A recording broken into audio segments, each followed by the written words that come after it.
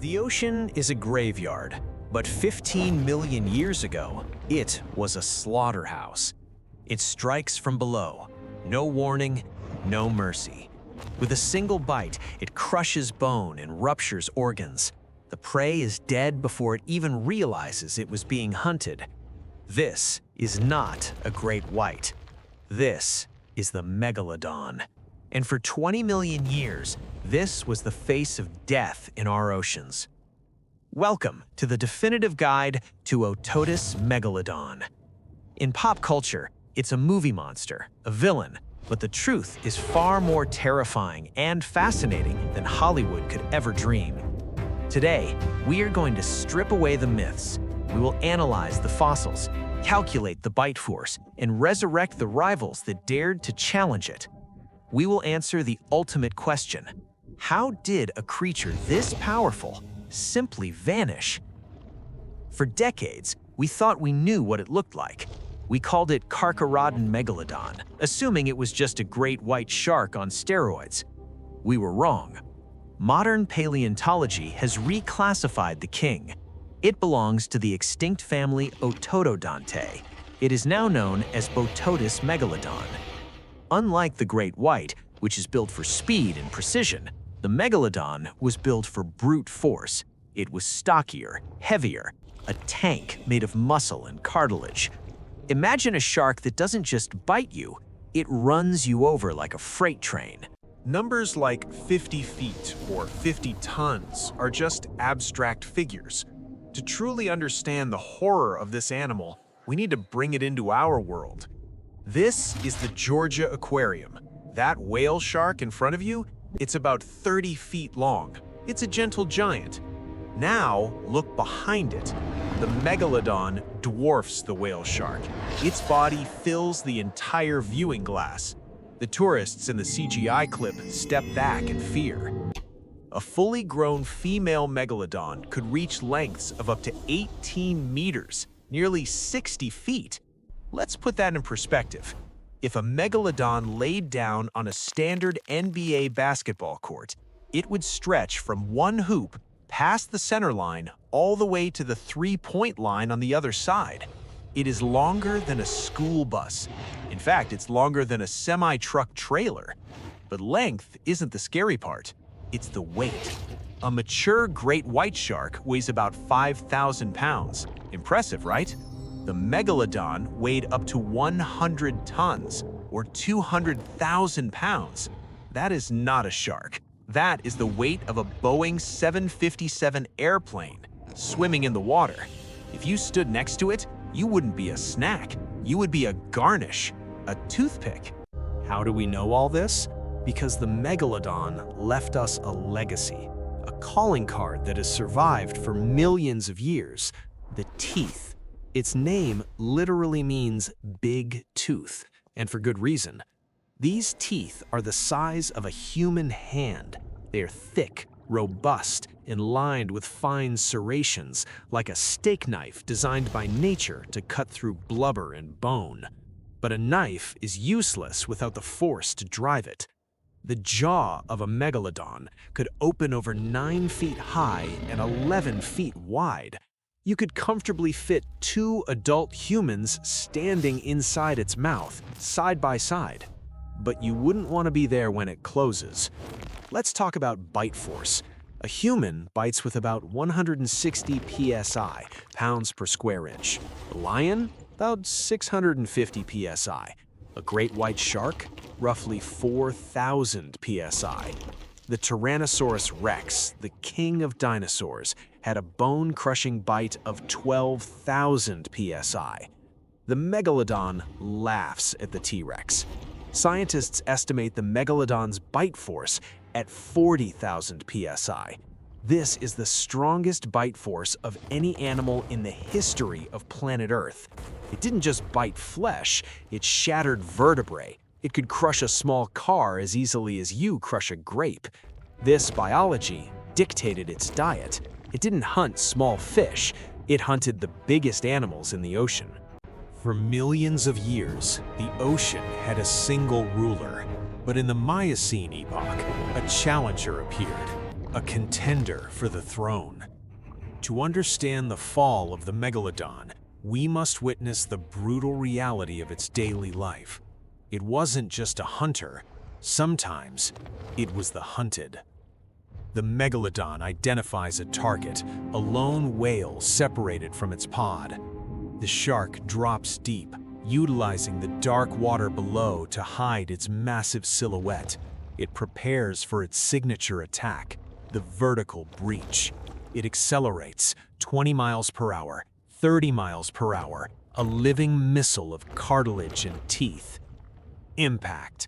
Just as the Megalodon is about to feed, it is blindsided. This is not an accident. This is a calculated ambush.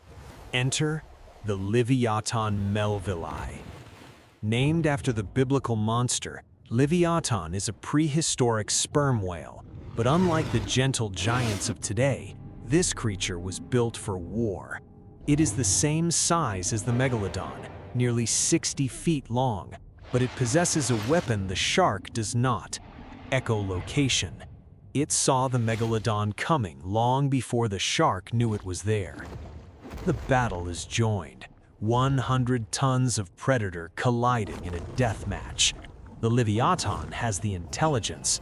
It hunts in a way the shark cannot comprehend, communicating with clicks, coordinating its strikes. It aims to ram, using its massive oil-filled skull to deliver blunt force trauma capable of rupturing internal organs. The shark's teeth function like a saw. It thrashes its head, shredding the whale's thick blubber. But the Leviathan is not alone. More shadows appear in the distance. A pod.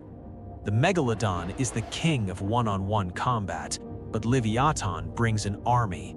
Realizing the odds have shifted, the Megalodon releases its grip. It is powerful, but not suicidal. With a powerful thrust of its tail, the shark dives into the abyssal deep, where the air-breathing whales cannot follow. These skirmishes likely happened daily in the Miocene oceans. It was a war of attrition. The Megalodon had the raw power, but the Leviathan had the community. And as the oceans began to change, this rivalry would play a crucial role in the Megalodon's extinction. The whales were evolving, getting smarter, getting faster, and the monster shark was getting left behind. The Megalodon survived for 20 million years. It outlived meteorites, volcanoes, and magnetic reversals. It seemed invincible. But 3.6 million years ago, the planet began to turn against its greatest predator. The end didn't come with a bang. It came with a chill.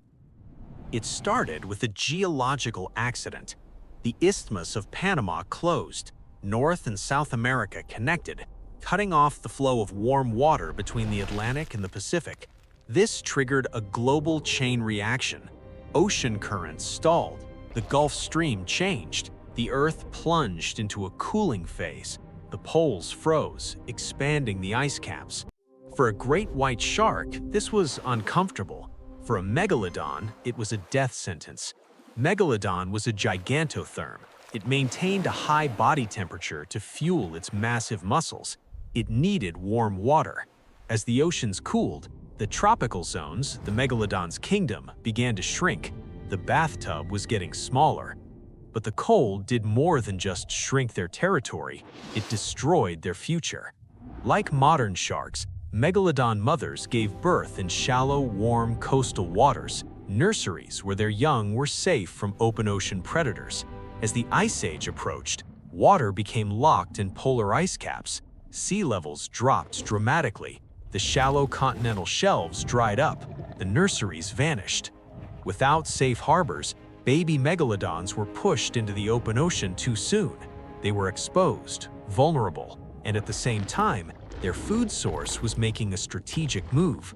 The ancient whales, the megalodon's primary calorie source, evolved layers of thick blubber. This allowed them to migrate to the freezing waters of the North and South Poles to feed on krill. The megalodon could not follow. The cold water would shut down its metabolism. The buffet had moved to the freezer, but the diner was stuck in the lobby. Trapped in the shrinking tropics, facing a food shortage, the king began to starve. Famine turns kings into beggars, and in this weakened state, they faced the final nail in the coffin: competition. Not from a bigger monster, but from a smaller, faster, more efficient one: the great white shark. Smaller, agile, requiring far less food to survive, and crucially, able to tolerate colder waters. They didn't fight the adult megalodons. They didn't have to. They ate the megalodon's food. They ate the megalodon's young. It was a resource war, and the megalodon, with its massive caloric requirement of over 100,000 calories a day, simply couldn't keep up. One by one, the giants fell. The population collapsed.